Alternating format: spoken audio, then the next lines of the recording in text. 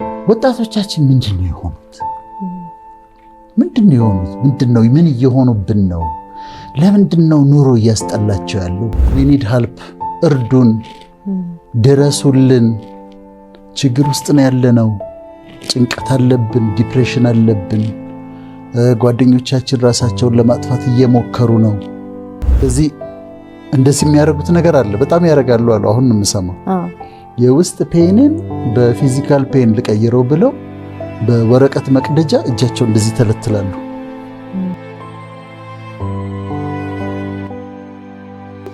አንድ ወረቀት ደርሶ ነበር እኔም እጅ ላይ ያገኘሁት።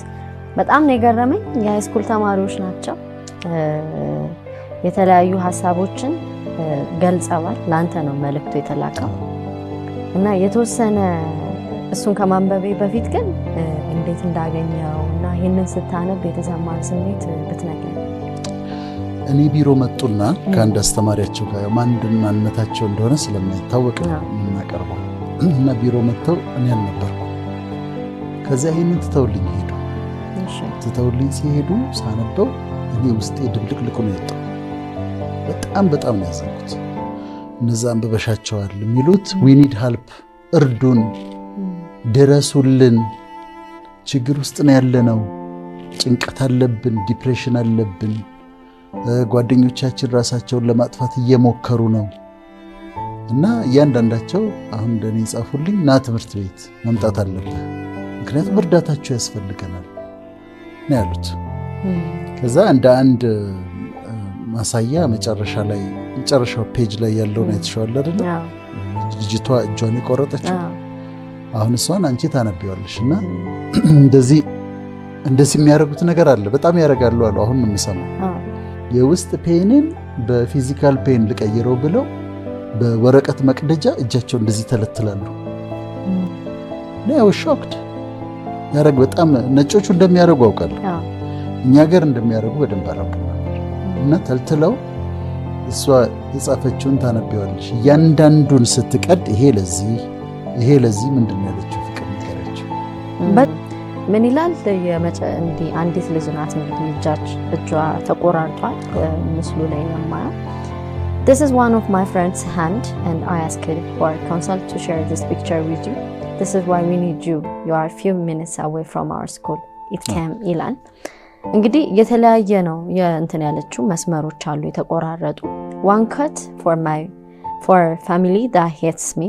ቤተሰብ አንዱ የቆረጥኩት ቤተሰብ ስለሚጠላኝ። እሺ። One cut for my loneliness. ስለ ብቸኝነቴ። One cut for being unloved. ማንም ስለማይወደኝ። One cut for friends who left me. ስለ ተውኝ ጓደኞች። አሁን ይሄን እየቆረጠች ነው ራሷን እየቆረጠች። እያንዳንዱ የምትቆርጥበት ምክንያት ይሄ ነው። ቤተሰብ ስለሚጠላኝ፣ ብቸኛ ስለሆንኩኝ፣ ጓደኞቼ ስለተውኝ። እሺ ቀጥይ። One cut for my depression.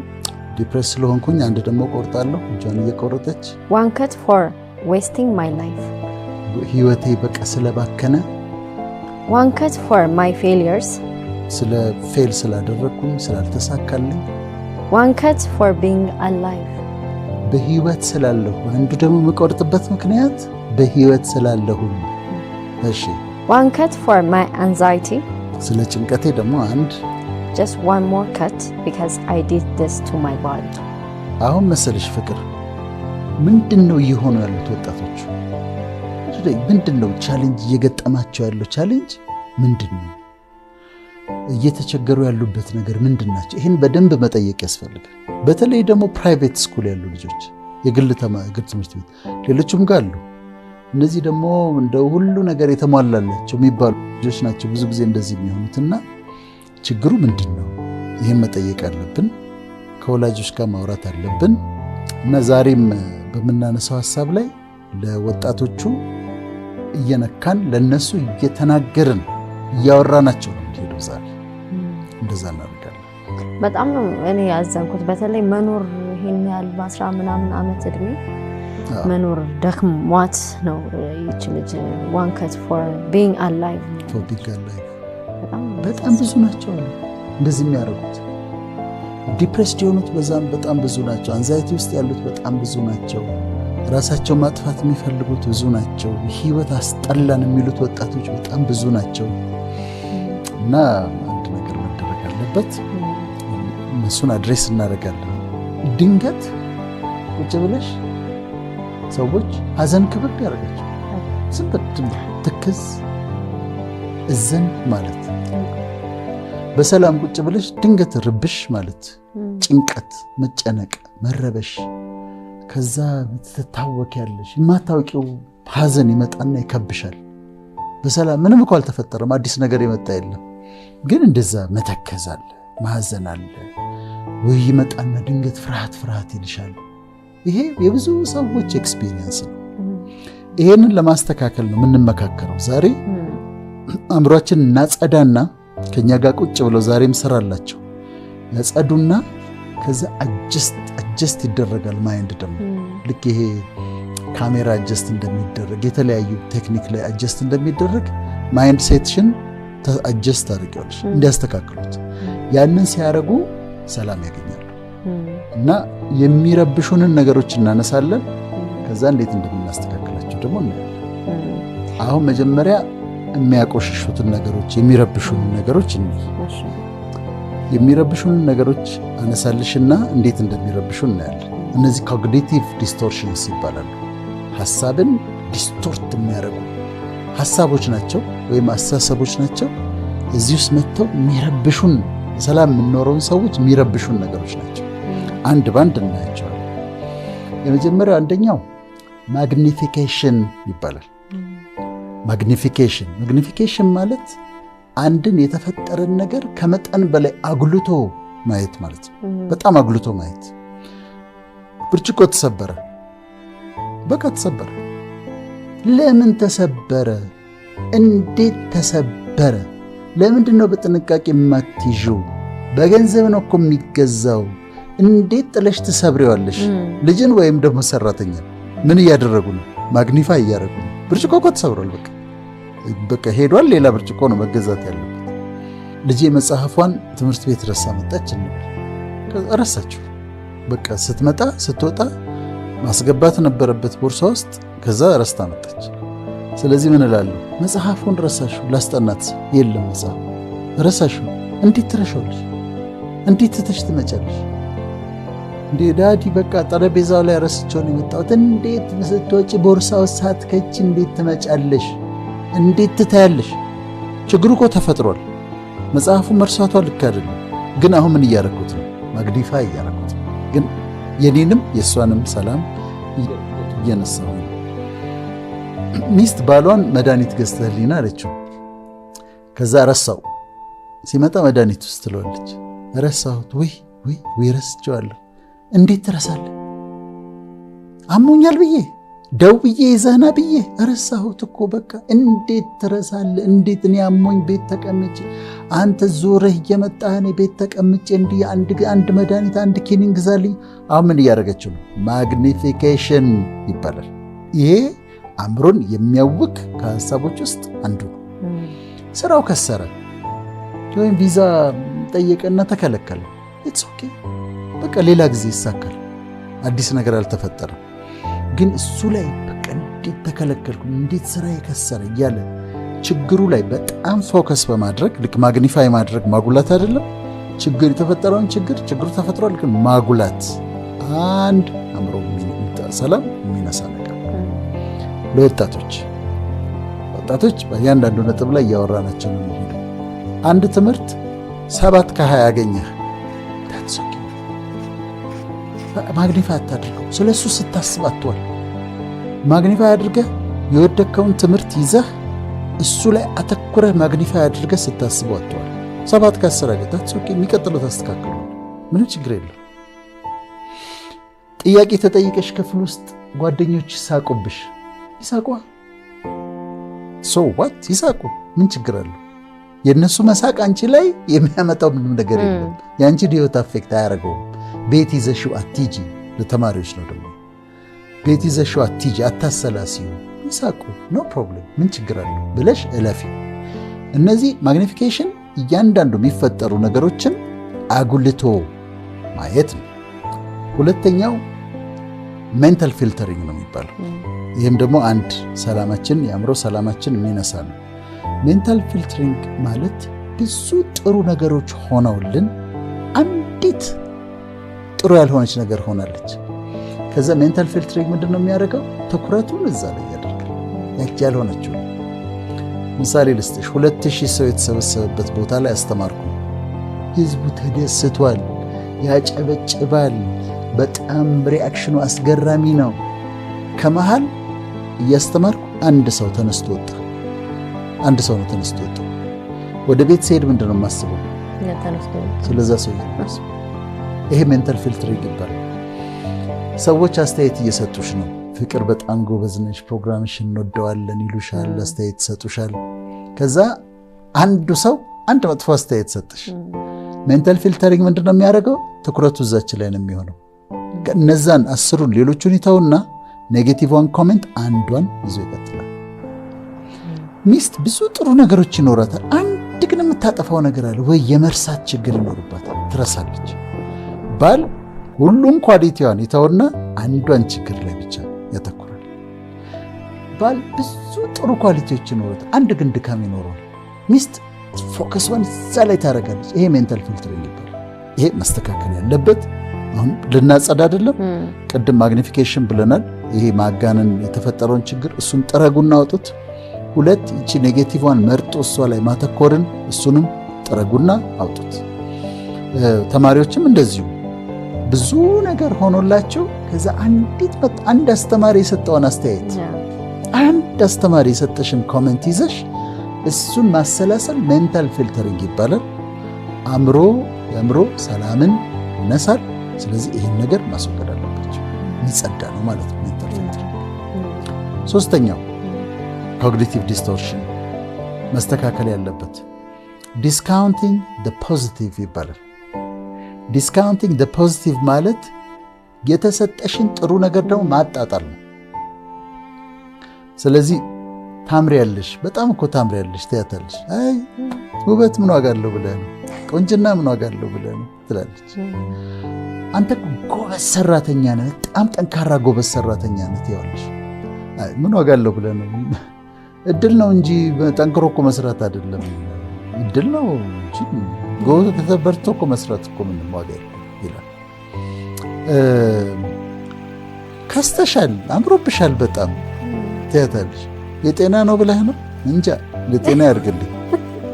አሁን የሚሰጣቸውን ፖዚቲቭ ኮመንት በመቀበልና ወደ ውስጣቸው ማስገባት ፈንታ ማጣጣል ማለት ነው ዲስካውንቲንግ ፖዚቲቭ። አንተ በጣም ሰክሰስፉል ነህ፣ በጣም ተሳክቶልሃል ትይዋለሽ። አገሩ ሰላም ከሌለው ምን ዋጋ አለው ብሎ ነው እና ፖዚቲቭ ያጣጥላል። የኢትዮጵያ አየር መንገድ በጣም ተሸላሚ ጥሩ ድርጅት ነው ትያለሽ። ሌሎች ድርጅቶች ካልሰሩ ምን ዋጋ አለው? ይሄ ምንድን ነው? ፖዚቲቭ የተሰጡትን ነገሮች እሱን ማጣጣል ዲስካውንቲንግ ፖዚቲቭ ይባላል። ወጣቶችም ተማሪዎችም የምነግራቸው ምንድን ነው? የሚሰጣቸውን ፖዚቲቭ ነገር አይጣሉት። ምንም ጎበዝ ነህ ዲስሚስ አታርጉት። ሊስን ተቀበሉት፣ አፕሪሺየት አድርጉት ያንን እንጂ ጎበዝ ነህ ያው ትምህርት ነው ምን ዋጋ አለው እንማራለን አትበል። ጎበዝ ነሽ አንቺ ቆንጆ ነሽ ስትባይ አይ ምን ዋጋ አለው ብለሽ ነው አትባሉ። ይሄ የአእምሮ ሰላም ከሚነሱ ነገሮች አንዱ ደግሞ ዲስካውንቲንግ ፖዚቲቭ ይባላል። ብዙ ሰው እኮ አሁን ይሄንን ለምሳሌ አድናቆት ሲነገረው አይ የሚለው እንደ ትህትናም የሚወሰድበት ጊዜ አለ። ምናምን ብሎ ዝቅ ማድረግ ልክ እሱ እኮ በጣም ትሁት ነው የሚባለው ራሱ ራስን ስታወር እንደ ትህትና ይቆጠራል። እና ትንሽ እዚች ጋር የተሳሳተች ነገር ስላለች ነው። ታንኪዩ ቲና አፕሪሺዬሽን ሲመጣ እኔ አመስግኝ ወይ ክብሩን ለእግዚአብሔር እሰጣለሁና ግን ኮሜንቱን ወስዷል። ያበረታኝ ዲስሚስ ካደረግነው ግን የአእምሮ ሰላም ይመስላል። አራተኛ ፐርሰናላይዜሽን፣ ነገሮችን ፐርሰናል አድርጎ መውሰድ። እኔን ማለት ፈልጎ ነው የሚገርምሽ የወር አበባ ሲያቆም ሜኖፖዝ ሲመጣ ትንሽ ቆዳ ሸብሸብ ይላል እላታለሁ። ቆዳሽ ተሰብስቦ ሽጉር ተሸብሽቧል ማለትህ ነው ትላለች። ይሄ ምንድን ነው? ፐርሰናላይዜሽን ነው። ትምህርት እኮ በጣም ነው የሚለውጠው። ማንበብ እና መማር በጣም ጥሩ ነው ትይዋለሽ። አለመማሬን ልትነግረኝ ፈልገህ ነው ይላል። አለመማሬን ልትነግረኝ ፈልገህ ነው። ይሄ አንዳንድ ጀነራል የሆኑ ኮሜንቶችን ፐርሰናሊ ወስዶ ከዛ ችግር እንዳለበት አድርጎ መውሰድ። ለምሳሌ እዚህ በጣም ቆንጆ ቀረጻ ነው ያለው አይደለም? ግን አሁን አንድ ኮሜንት ብንሰጥና ይሄ ችግር ቀረጻው ላይ ትንሽ ችግር አለ ብንል አንዱ ካሜራማን ፐርሰናላይዝ የሚያደርግ ከሆነ እኔ ላይ ኮሜንት ማድረግ ፈልገው ነው ይላል። ተማሪዎችም ጎበዝ እንድትሆን ማሻሻል አለብህ፣ በርትተህ አጥና፣ ማሻሻል አለብህ ተብሎ ተነገረህ ማለት አትችልም ማለት አይደለም። የበለጠ መስራት ትችላለህ ማለት ነው እንጂ ስለማትችልም አትችልም ማለት አይደለም። ስለዚህ ፐርሰናል ነገሮችን አለመውሰድ፣ ይሄ ደግሞ ጥሩ ነው በጣም። ፐርሰናላይዜሽን አንዱ ኮግኒቲቭ ዲስቶርሽን ነው። አምስተኛው ብሌሚንግ ይባላል። ሰልፍ ብሌም፣ ራስን ብሌም ማድረግ። ዝም ብሎ ያለ ራስን እናቶች ብዙ ጊዜ ያደርጉታልና ላንሳቸው። ራስን መውቀት። እኔ እንዲህ ባደርግ ኖሮ እኮ እኔ ነኝ እኮ ጥፋተኛ፣ የኔ ጥፋት እኮ ነው፣ እኔ ልጆቼን እኮ የገደልኳቸው፣ ልጆቼን እኮ የበደልኳቸው እኔ ነኝ ደንቆሮ ይላሉ። ራሳቸውን ብሌም ያደርጋሉ። አሁን ልጅ ችግር ሲገጥመው እናት ዝም ብላ ራሷን ብሌም፣ የኔ ጥፋት እኮ ነው፣ ማረባኔ ይላል አባት። ማረብ ብሌሚንግ ተምሰልስ ራሳቸውን ብሌም እያደረጉ ነው። ለሚፈጠሩ ነገሮች በሙሉ ለሆነ ሰው ኃላፊነት ለመስጠት መሞከር ነው ብሌሚንግ። በሱ ምክንያት ነው አንተ ነህ እንዲያደረገው፣ አንቺ ነሽ እንዲያደረግሽው፣ ወይም ደግሞ የእኔ ጥፋት ነው። ጥናቶች ምን ያሳያሉ መሰለሽ? በጣም የሚገርመው ነገር ባልና ሚስት ሲፋቱ ልጆች በእኔ ምክንያት ነው ብለው ያስባሉ።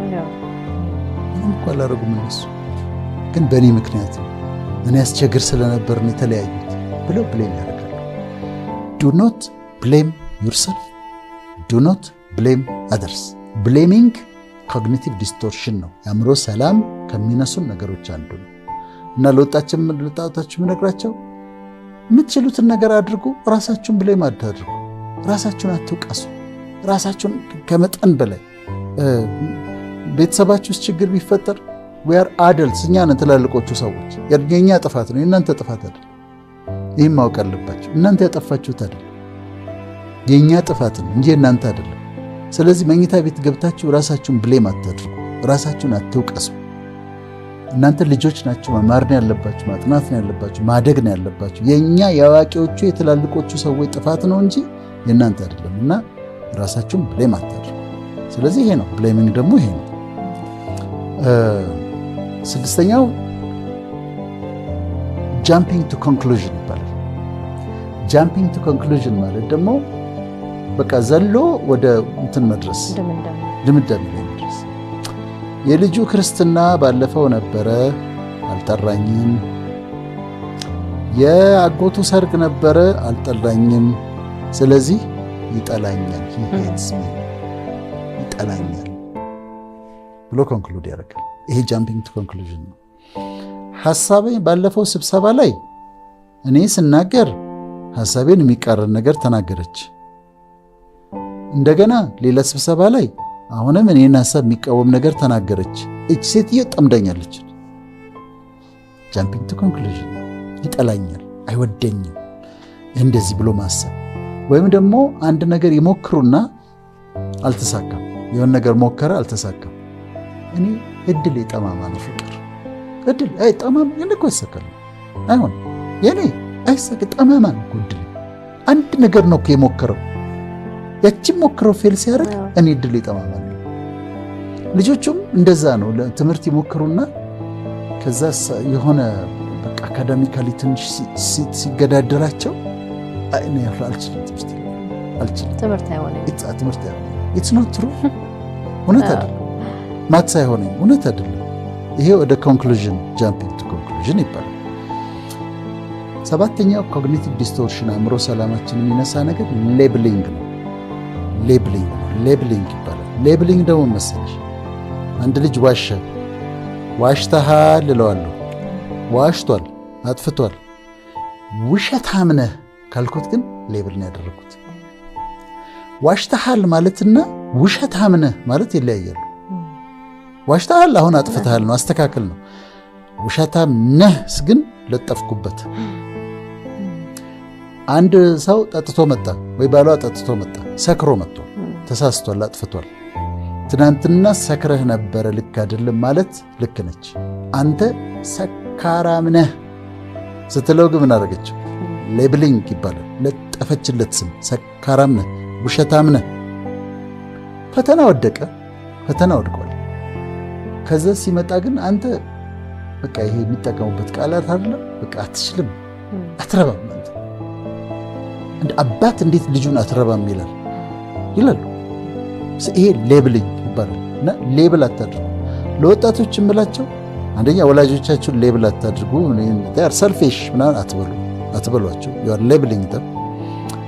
ኬርለስ ናቸው ምናምን አትበሏቸው። ሌብል አታድርጉ። ሰዎች እናንተን ደግሞ ሌብል ሊያደርጓቸው ሲሞክሩ አትቀበሉት፣ በፍጹም አትቀበሉት። አትችልም፣ አትረባም ሲልህ እረባለሁ በጣም ነው የምረባው ብለህ ውስጥህ ተቀበለው። ሌብሊንግ አትቀበል። ማንም ሰው ሌብል እንዲያደርገኝ አሁን እኔ በግሌ አልፈቅድም። አጠፋለሁ፣ ሳጠፋ ሰዎች ሊነግሩኝ ይችላሉ። ዳትስ ኦኬ። ግን ሌብል ሊለጥፉልኝ ሲሉ ግን አይ ዶንት ቴክ ኢት በፍጹም። እና ሌላው አእምሮ ሰላምን የሚነሳ ነገር ይሄ ነው። 8ኛው ፖላራይዜሽን ይባላል ወይም ዳይኮቶሚ ይባላል። ፖላራይዜሽን ማለት አሁን በዚህ ልስጥሽ ምሳሌ። ምን አይነት ሰዎች ያጋጥሙኛል? መንግስትን በጣም የሚጠሉ ሰዎች ያጋጥሙኛል። መንግስትን በጣም የሚወዱ ሰዎች ያጋጥሙኛል። አንዳንዶቹ ደግሞ ከዚህኛው ፖል ወደዚህኛው ፖል ሺፍት አድርገው ደግሞ ታገኛቸዋለች። እና በጣም ጥግ መያዝ በሃይማኖት አንዳንዶቹ ፈጽመው ችላ የሚሏል፣ እንደ መስማትም አይፈልጓል። እዛኛው ጥግጋ ናቸው ያሉት። መስማትም ምንም they are not interested። እዛኛው ጥግ ላይ ደግሞ ከመጠን በላይ የሚያከሩ በጣም የሚያከሩ ክርር የሚያደርጉ ከማከራቸው የተነሳ የሌሎችን ሰዎች ሃይማኖት የሚያጣጥሉ ሰዎች አሉ። ፖልና ፖል ላይ ነው ያሉት።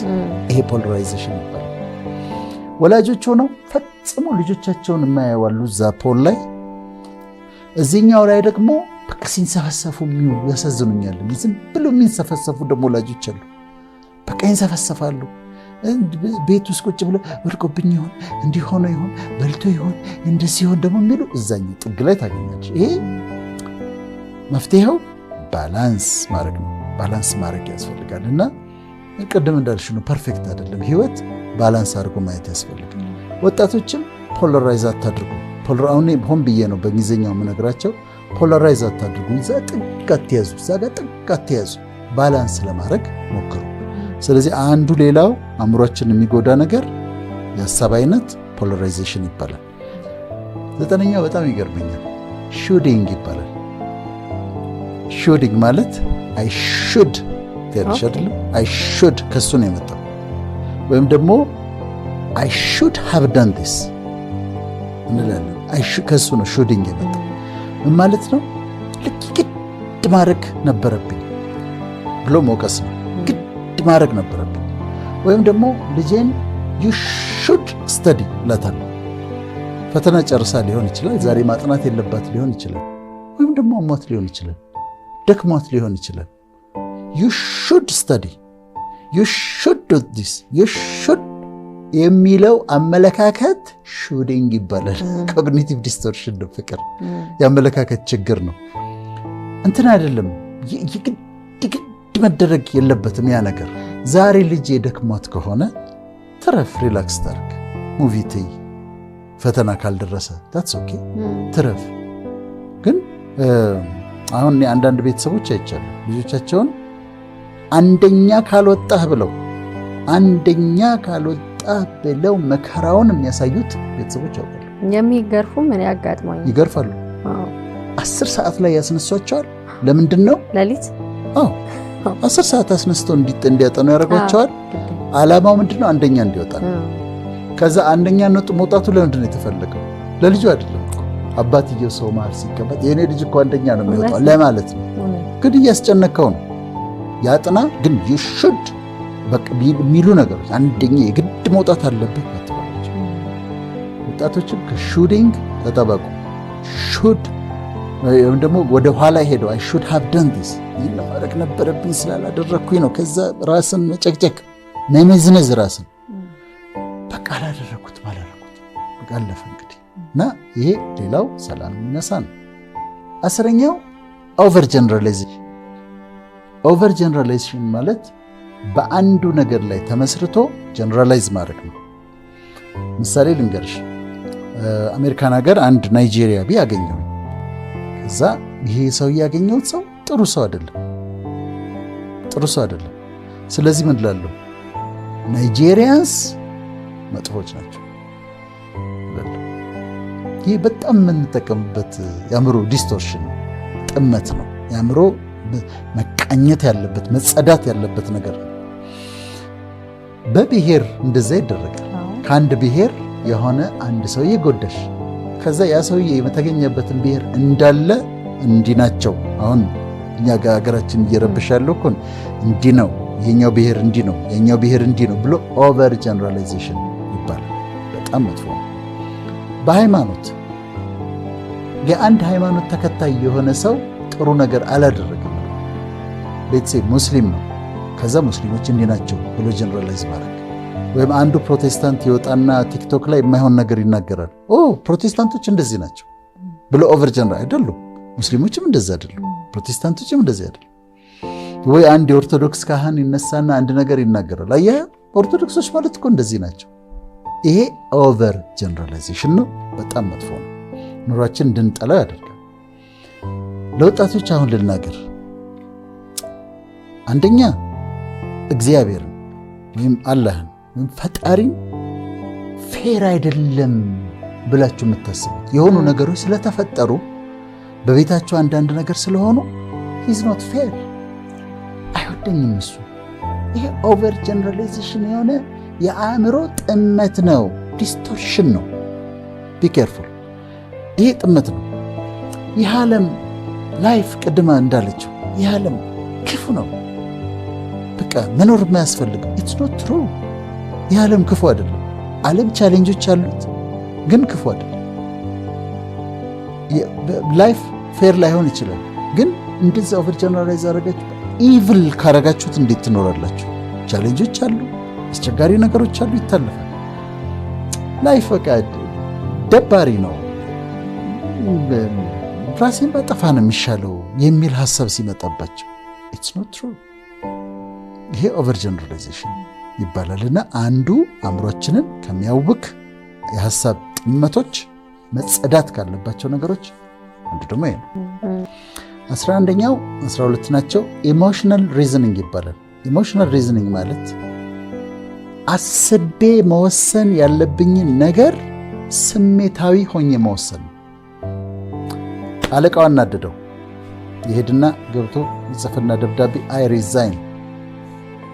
አሁን አስቦ አይደለም የሚወሰነው፣ በስሜት ነው የሚወሰነው። ኢሞሽናል ሪዝኒንግ የሚባለው ይሄን ነው። በቃ አለቀ፣ ተለያየን፣ ከአንተ ጋር መስራት አንችልም ብሎ መወሰን በስሜት። በንዴት ብቻ ግን አይደለም። ሰዎች በደስታም ሆነው ኢሞሽናል ይሆናሉ። ለምሳሌ ያደረ ስብሰባ ላይ ያልገጠመሽም ፈንድሬዚንግ ሆኖ 10 ሚሊዮን እሰጣለሁ ይላል። ይጠፋሉ። ከዛ ስልካቸው ናት መሯቸው ነው እኮ በቃ። አሁን ይሄ የሚሰበስቡት ሰዎች ካላስገቡ አንናገርም። በዛ ሰዓት እከሌ ሲሰጥ ኢሞሽናል ሆነ ጁናንስ 10 ሚሊዮን ይላል። ከዛ የለም ሰውዬ። አሁን ይሄ ኢሞሽናል ሪዝኒንግ ነው የሚባለው። በአእምሮ ከማሰብና ከመወሰን ይልቅ በስሜት መወሰን ማለት ነው። ለወጣቶችም ስሜታዊ ሆናችሁ አትወስኑ። ራሽናል መሆን አለባችሁ። ማሰላሰል አለባችሁ። ኮግኒቲቭ ፕሮሰስ መካሄድ አለበት። ከዛ ነው የምትወስኑት እንጂ ስትናደዱ አትወስኑ፣ ስትደሰቱ አትወስኑ። ኢሞሽናል ሆናችሁ ውሳኔዎችን አትወስኑ። እንደውም ኢሞሽናል ስትሆኑ አትናገሩ። አሁን ኮላጆቻችሁ ጋር ከሆነ ተናደህ ማዘርን የማይሆን ነገር እንዳትናገራት ተጠንቀቅ። በቃ ዝም ብለህ ሂድ ወደ መኝታ ወክ አድርግ ወይ ዞር በል፣ አትናገር፣ ዝም በል እና ኢሞሽናል ሆነን የምናደርጋቸው ነገሮች ብዙ ጊዜ ስህተት ናቸው። ኢሞሽናል ሬዝኒንግ ይባላል። የደቂቃ ስሜት ላይፍ ታይም ልታስከፍል ትችላለች። አንዳንድ ነገሮች በዛች ሰከንድ የመጣች የስሜት ውሳኔ ህይወታችንን ሙሉ ዋጋ ስንከፍልባት ልንኖር እንችላለን። ምን ነው ባልተናገርኩት ያለሽ፣ ከዛ በኋላ ከተናገርሽ በኋላ ምን ነው ባልተናገርኩት፣ ምን ነው ዝም ብል ነው እቺ ቃል በኋላ እኔ እንደዛ ከምሰቀይ ስሜታዊ በመሆንበት ጊዜ ዝም ብል እመርጣለሁ። አደርጋለሁ ደግሞ ኢሞሽኔን ቆጣጠርና በዛች ሰዓት አልናገርም። ምክንያቱም በዛች ሰዓት ከተናገር ቃላቶች ጠንካራ ሊሆኑ ይችላል። ሲያልፍ ግን ሊያስቅሽ ይችላልና የሚቀጥለው ይደርና እዛ በኋላ እናወራዋለን። 12ኛው በጣም ወደዋለሁ። ካታስትሮፋይዚንግ ይባላል። ካታስትሮፊ ታውቂያለሽ አይደል? ከባድ አደጋ ነው። ካታስትሮፋይዚንግ ማለት የተፈጠረውን ነገር ካታስትሮፋይዝ ማድረግ፣ በጣም ከመጠን በላይ። ምሳሌ ልንገርሽ። አንድ ልጃቸው ማዘር የሚገባው 3 ሰዓት ወይ 2 ሰዓት ነው እንበል፣ አመሸ 3 ሰዓት ሆነ፣ እስካሁን አልገባም። አዎ ገለውታል፣ ልጄን ገለውታል፣ ሞቷል፣ ልጄ ገለውት ነው፣ አንድ ደፍተውት ነው፣ አርፍዷል እኮ ወይ ስልኩ ስለጠፋበት ነው፣ ገለውታል፣ በቃ አልቆለት፣ ደፍተውት ነው፣ ልጄን ሽብር። ይሄ ካታስትሮፊ ያደርጉታል፣ የልጁን ማምሸት። በቃ ታክሲ እኮ ወረፋ ሆኖበት ነው እኮ የጠፋው፣ ወይ ጎርፍ አለ፣ ዝናብ የዘነበ ነበር፣ ምክንያት አለ። ካታስትሮፋይዝ ያደርጉታል። ጡቴን አመመኝ ትላለች፣ እዚህ ጋር ተሰማት፣ ብርድም ሊሆን ይችላል፣ ንፋስ እንትን ማስል ስፓዝም አለ። ጡቴን አመመኝ፣ ካንሰር ነው፣ ካንሰር ነው። በቃ ያ ብዙ ስሰማለት የነበረው ካንሰር እኔ ጋር መጣ ማለት ነው። ካታስትሮፋይዚንግ ነው። በቃ እዚህ ከጀርባው የሆነ ነገር ተሰማው፣ ኩላሊቱ አካባቢ ይሰማኛል፣ እዚህ ጋር ይሄ ሬናል ፌለር የሚባለው ነገር እሱ መጣ ማለት ነው። በቃ አሁን ኩላሊት ፌል ሊያደርግ ነው። ፌል ካያደረገ ደግሞ ዳያሊሲስ በምንድን ነው የማሰራው? ኩላሊት ስጠው ቢባል ማን ነው የሚሰጠኝ ለኔ? ዳያሊሲስ በምን አሰራለሁ? ደግሞ እንደገና ወጥቼ ቴሌቪዥን ላይ እርዳታ እኔ ደራሽ ለወገን የሚለውን ነው የሚመጣለን፣ አልፎ ነው የሚሄደው። ልክ ነሽ። ያ መዝሙር ይመጣበታል። እኔ እንደዛ ስላለኝ ከኋላ እኮ ትንሽ ነው የተሰማው፣ ግን እሱ ምን አስቧል? ሬናል ፌለር፣ ኩላሊቴ ፌል አድርገዋል፣ እርዳታ ይሰበሰባል፣ ኩላሊት የሚሰጠኝ ሰው ገና ያስፈልጋል። አሁን ይሄ በአንድ ነገር ላይ ተነስቶ ሽብር በራስ ላይ መፍጠር ካታስትሮፋይዚንግ፣ አእምሯችንን፣ ሰላማችንን ይነሳል። አንዳንድ ሰዎች ሰማለሁ፣ የፖለቲካ አስተያየት ፈጽሞ አልሰጥም ትቻለሁ። ደግሞ ሙሉ ኢትዮጵያ አልቆላታል የሚሉ ሰዎች ያጋጥሙ። በቃ አልቆላታል፣ ካሁን በኋላ ከጥቅም ውጭ ሆናለች የሚሉ ሰዎች ሰማች። ካታስትሮፋይዚንግ ችግር ሊኖሯት ይችላል፣ ግን አላለቀላትም። እኛ እዚህ የኖርን አይደል? አላለቀላትም፣ ግን ይሄ ካታስትሮፋይዚንግ ይባላል። እነዚህን ካጸዳን፣ እነዚህን ካስወገድን እና ከወለወልን፣ እነዚህ ነገሮች አእምሯችንን የሚረብሹ እንደሆኑ ካወቅን እነዚህን እንጠርጋቸዋለን። ከዛ በሌሎች በሚያማምሩ ነገሮች እንተካቸዋለን። ስለዚህ በምንድን ነው የምንጠርጋቸው ነው አሁን ዋናው ቀጣይ ሀሳባችን? በማወቅና በመተው። ለምሳሌ ቅድም ያልኩሽ ሜንታል ፊልትሪንግ ሲመጣብኝ አንዷ ኔጌቲቭ ነገር ላይ ይዤ እሷን አንጠልጥዬ ስዞር ይሄ እኮ ሜንታል ፊልትሪንግ ዞር ብል ብዬ ጠርገዋለሁ፣ አስወግደዋለሁ። አንዷን ችግር ማግኒፋይ ላደርግ ሲሞክር አእምሮዬ አይ ማግኒፋይ አታረግም ብዬ አስተካክለዋለሁ፣ ጠርገዋለሁ። ይሄ እውቀቱ ይጠርገዋል። ሲያዳምጡ ይሄን ይጠርገውና ከዛ ካታስትሮፋይዝ ላደርግ ስል እንደው ሽብር ላደርገው ስል ችግሩን አሁን እኮ ያቺን ነገር እያደረግኩ ነው ትመጣባቸዋለች፣ ያስታውሷታል ደጋግመው ከሰሙት እና በሌሎች መልካም ነገሮች እንተካቸዋለን። እነሱ እናያለን። ወጣቶች አንድ ነገር ልናገር ፍቅር፣ ወጣቶቻችን ምንድን ነው ምን እየሆኑብን ነው? ለምንድን ነው ኑሮ እያስጠላቸው ያሉ?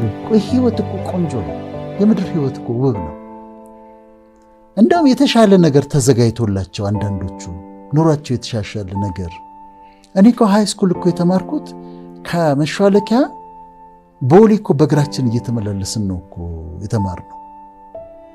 ሁሉ ነገር የተዘጋጀ የተሻለ። አሁን ወላጆች ለልጆቻቸው የተሻለ ነገር ማድረግ ይሞክራሉ። ዋትስ ሃፕኒንግ? ምንድነው እየሆነ ያለው? ለምንድነው የሚከፋቸው? መጠየቅ አለባቸው። ወላጅ አጥተው ሊሆን ይችላል። እኔ በአምስተኛ ክፍል ሆኜ ነው አባቴን ያጣሁት። በጣም ወደው አባቴን አምስተኛ ክፍል ሆኜ ነው ያጣሁት። ኢት ሃፕንስ ላይፍ ላይ ወላጅ አጥተው ሊሆን ይችላል። ወላጆቻቸው ጋር አንዳንድ ችግሮች ሊኖሩ ይችላሉ። ግን ህይወትን ዲተርሚንድ ሆነው አሸንፈው በርትተው በመልካም አድገው ትምህርታቸውን የሚችሉትን ያህል ተምረው አድገው ፋይት አድርገው አሸናፊ ሆነው መውጣት ነው እንጂ ያለባቸው ጊቫፕ ማድረግ የለባቸው። በላይፍ በፍጹም ጊቫፕ አታድርጉ ነው የምላቸው። ችግሮች በእያንዳንዳችን ቤት፣ በእያንዳንዳችን ህይወት፣ በእያንዳንዳችን አስተዳደግ ውስጥ ነበር። ግን ችግሮቹን ቻሌንጆቹን ማለፍና አሸንፈው መውጣት አለባቸው። ሂሳብ ማቴማቲክስ ጎበዝ ስላልሆንክ ጎበዝ አይደለህም ማለት አይደለም። ህይወት ማቴማቲክስ አይደለም። ይሄ ኢንተሊጀንስ እናወራ ነበር፣ የተለያዩ ኢንተሊጀንስ አይነቶች እና ይሄ እነዚህ ነገሮች ወጣቶች ስለ ህይወታቸው እየመጣባቸው ያለውን ጨለምተኛ አመለካከት፣ ይህ ኑሮ ያስጠላል፣ ህይወት ፌር አይደለም፣ አምላክን ፈጣሪ አይደለም፣ አባቶች እናት ክፉ ናቸው የሚሉትን ጨለምተኛ ነገር ማስወገድ አለባቸው። ይሄንን ልላቸው ፈልጋለሁ። ይህንን ካልም በኋላ በምን እንተካቸው? አሁን እነዛን ጠረግን አይደል? እነዛን ከጠረግን በኋላ አሁን ደግሞ ማይንዳችንን ደግሞ የምናስብብበት ነገሮች አሉ። እኔ ኦፕቲሚዝም ነው። ኦፕቲሚዝም ቅድም አንቺ ፔሲሚዝም ስትይ ነበር፣ ጨለምተኛ። ኦፕቲሚዝም ማለት ይሆናል፣ ይሳካል፣ ይደረግልኝ። ይሄ ሪሊጂየስም እኮ አይደለም፣ ግን ከራሳቸው ጋር ይሳካል፣ ይሆናል፣ ተስፋ አደርጋለሁ፣ ያሰብኩት በሙሉ ይሆናል፣ ህልሜ ይከናወናል ብሎ ማለት ነው። ይሄንም ማይንዳችን ያስፈልጋል። ስለዚህ ኦፕቲሚዝም የሚባለው ይሄ ነው። ይሳካልኛል፣ ይሆንልኛል ማለት። ሁለተኛ ኢንቱዚያዝም ማለት በኤክሳይትመንት ነገሮችን ማድረግ። ነገ ክላስ አለ፣ ነገ እኮ ክላስ አለ፣ ራሱን ያሳምነው። ነገ አሪፍ ቀን ነው፣ ነገ እኮ ሰኞ ነው። ሊስቁ ይችላሉ ወጣቶች፣ ግን ይሰራል፣ ይሰራል። ምስክር ነኝ አይደል? ከዛ ሶስተኛ ካልም መሆን፣ ረጋ ማለት ስቴክ ኢት ኢዚ። ረጋ በጣም ነው የምወደው ነኝ። ረጋ ማለት ካልምነስ፣ አትደናበር። መደናበር ግር ማለት መደናበር፣ እንደዛ ሲመጣ ተረጋጉና አስቡ። ካልምነስ ለአእምሮ በጣም በጣም ያስፈልጋል፣ ይወደዋል አእምሮችን። ከዛ ኮንፊደንስ፣ መተማመን፣ እችላለሁ፣ አድርገዋለሁ፣ ምን ያቅተኛል? ለምንድን ነው እንትና ካደረጉት እኔ የሚያቅተኝ ለምንድን ነው? ሰዎች ከዚህ በፊት አድርገውታል ይሄን ነገር አይደል? ስለዚህ ካደረጉት የማልችልበት ምክንያት ምንድን ነው ብሎ ኮንፊደንስ፣ አያቅተኝም ብሎ በራስ መተማመን፣ ይሄ ነው። አምስተኛ ቺርፉልነስ፣ ደስተኛ ለመሆን መሞከር፣ ቺርፉል ለመሆን መሞከር፣ የሚጋባ ቺርፉልነስ፣ ደስ እንዲልሽ መሞከር፣ ራስሽን ማስደሰት፣ ቺርፉል ለመሆን መሞከር እና ዝም ብለሽ ከተቀበልሽው እኮ ሁላችንም ተደብረን ቁጭ እንላለን። ይጋባል፣ ሀዘንም ይጋባል፣ ደስታም ይጋባል። በጣም ይገርም። እና ቺርፉል መሆን፣ ደስተኛ መሆን። ስድስተኛ ታንክፉል መሆን። እኔ የምጠብቃቸው ያልተሳኩልኝ ነገሮች ሊኖሩ ይችላሉ፣ ግን አመስጋኝ ነኝ። ስለሆኑልኝ ነገሮች አመሰግናለሁ። 90 ነገሮች አሉኝ፣ 10 ነገሮች የሉኝም። ስለ 90 ነገሮች አመሰግናለሁ። ታንክፉል ስትሆኝ፣ ግሬትፉል ስትሆኝ፣ ስላሉሽ ነገሮች ስታመሰግኝ አእምሯችን ይወደዋል። አእምሯችን ሰላም በጣም ጥሩ ነው። ሰባተኛው ኢግኖሪንግ ሄተርስ ይባላል። አስተያየት የሚሰጡን ሰዎች አሉ፣ ጥሩ ነው፣ እንቀበላለን። የሚተቹኝ ሰዎች አሉ፣ ደስ ይለኛል፣ ለመታረም ፈቃደኛ ነኝ። የሚያርሙን ሰዎች አሉ፣ ደስተኛ ነኝ። ግን ሄተርስ ደግሞ አሉ፣ ጥላቻ ነው ያላቸው፣ ሙሉ በሙሉ ጥላቻ ነው። እነሱን አታስተናግጃቸው። ትችት ታስተናግጃለሽ፣ አስተያየት ታስተናግጃለሽ። ዶክተር እቺ እንዲህ ብታረጋ ትቀበላለህ፣ ይሄኛው እንዲህ ጥሩ እቀበላለሁ። የሚጠላኝ ሰው ግን አይግኖር። ምክንያቱም ህይወቴን እንዲያበላሽ አልፈቅድለትም። እሱ በጥላቻ ስለተያዘ ነው እነዛን ነገሮች የሚያስበው። ስለዚህ እሱን ኢግኖር ታደርጊያለሽ። 8ኛው ፖዚቲቭ ሰልፍ ቶክ ይባላል። ፖዚቲቭ ሰልፍ ቶክ ማለት ከራስሽ ጋር ታወሪያለሽ እና አንዳንዴ አይዞሽ ፍቅር የሚልሽ ሰው ላይኖር ይችላል። ግን አንቺ ራስሽ መስተዋት ፊት ቆመሽ ፍቅር እያረግሽ ነው፣ ጎበዝ ትችያለሽ በት ፍቅርን አናግሪያት፣ ጎበዝ ነሽ። አንዳንዴ ትከሻህን መታ መታ አድርገህ ሌላ የሚመታልህ ባይኖር ራስህ የራስን ትከሻ መታ መታ አድርገህ you are doing well አንበሳ ጎበዝ ብሎ ራስን ማበርታት ያስፈልጋል። ቢኖሩ ሰዎች ጥሩ ነበር የሚያበረቱሽ። ከሌሉ ግን አንቺ መስተዋት ፊት ቁሚና ለራስሽ ንገሪያት ፍቅር አንቺ እኮ በጣም እኮ ጎበዝ ብለሽ አበርቻ። ይህ ፖዚቲቭ ሰልፍ ቶክ ይባላል። 9ኛው not comparing the self ከሌሎች ሰዎች ጋር እኔ ደጋግሜ እለዋለሁ የተለያየ ስልጠና ላይ ከሌሎች ጋር ራስን አወዳድሮ ሚዝረብል መሆን ነው። ሚዝረብል ያደርጋል። አንዲት ሴት የራሷን ቤት ጽድት አድርጋ ቡና እዛ ጋር ተቀምጦ መኝታዋ ምናምን ጽድት አድርጋ ቤቷ ያምራል አይደለም? ከዛ ግብዣ ትሄዳለች። ግብዣ ስትሄድ ቤቱ የሄደችበት ሳሎን ስፋቱ በጣም ሰፊ፣ ቴሌቪዥኑ ምን እንደሚያክል ግድግዳው ሞልቶታል። ኪችኑ ደግሞ ካቢኔቱ ንጣቱ፣ የምንጣፋቸው ንጣት፣ የምግብ ጠረጴዛቸው ትልቅነት። አሁን ስትመለስ ወደ ቤቷ ወደ ትንሿ ምጣም ንጹህ ጎጆዋ ስትመለስ የራሷን ቤት ከዛኛው ቤት ጋር ካወዳደረች ዲፕሬስ ትሆናለች።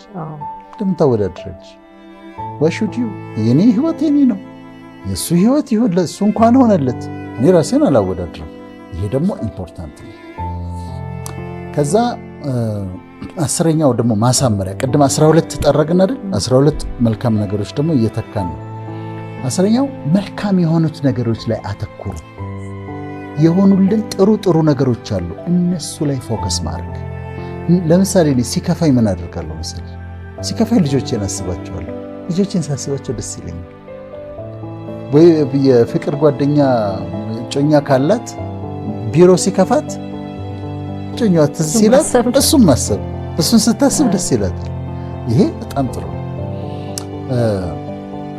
11ኛው accepting the things end እንደሚያልፍ ማወቅ ማሰብ።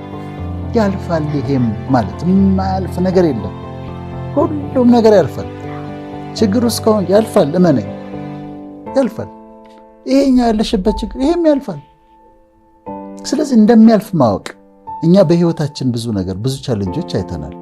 የማያልፉ የሚመስሉሽ ነገሮች አሉ፣ ግን አልፈው አላየሻቸው? በደንብ አይተሻቸዋል አይደለም? አዎ ፍቅር። ስለዚህ ያልፋል ብሎ ማለት ይሄም ያልፋል፣ የማያልፍ የለም ብሎ ማሰብ። የመጨረሻውና 12ኛው ፈጽሞ እግዚአብሔር የለም ፈጣሪ የለም ለሚሉ ሰዎች ምንም ማድረግ አልችልም። ግን ሃይማኖት ላላቸው ሙስሊም የሆኑ ክርስቲያን የሆኑ ጁዳይዝም ይከተሉ የትኛውን እምነት ይከተሉ የብሊፍ ሲስተም ለአእምሮ ይረዳል። በሱፐር ናቹራል የሆነ አምላክ አለ፣ ሊረዳኝ የሚችል የሚወደኝ ፈጣሪ አለ ብሎ ማሰብ ደግሞ በጣም ኢምፖርታንት ነው። ሃይማኖት ያላቸው ሰዎች ሃይማኖት ከሌላቸው የበለጠ ረዥም ዘመን ይኖራሉ። ሃይማኖት ያላቸው ሰዎች ሃይማኖት ከሌላቸው ሰዎች የበለጠ የአእምሮ ሰላም አላቸው። ምክንያቱም እኔ አሁን ስለ አእምሮ ሰላም ማወራን አይደለም። እኔ ብጠይቅኝ የአእምሮ ሰላም እግዚአብሔር ይሰጣል እላለሁ። ምንም ጥያቄ የለውም። ኢዝ ኦል ዘ ኖሌጅ ግን ከሱ ነው ብዬ ነው ማምነው፣ በራሴ የሚቀበለው እንደዛ ስለሆነ። ስለዚህ ካንቺ በበለጠ አቅም ባለው ኦልማይቲ በሆነ ሁሉም ማድረግ በሚችል በፈለገው ጊዜ የፈለገውን ነገር ማድረግ በሚችል አምላክ መተማመን አምላምሮ ሰላም ሰጠው። ምንም ነገር ሲመጣ አለሱ ያለሽ ይችላል፣ ይወደኛል፣ ይችላል፣ ኦልማይቲ ነው፣ የሚያስቸግረው ነገር የለም፣ በራሱ ጊዜ ነው የሚያደርገው፣ ግን የራሱ ታይሚንግ አለው።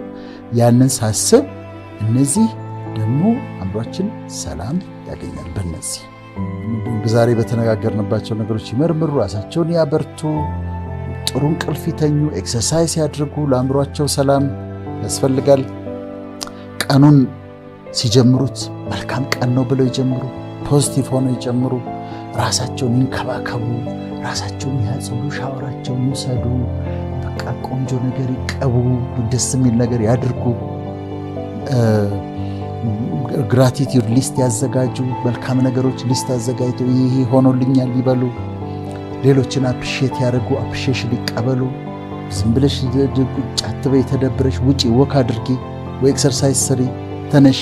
እዛ አልጋ ላይ ተኝታ ዲፕሬስ ለሆነችው ነው ምነግራት እና ብድግ በይና ተነሽና ሻወር ስጅና ወክ አድርጊ፣ ወጣ በይ፣ ሻይ ጠጪ፣ ሂጂ ቡና ጠጪ።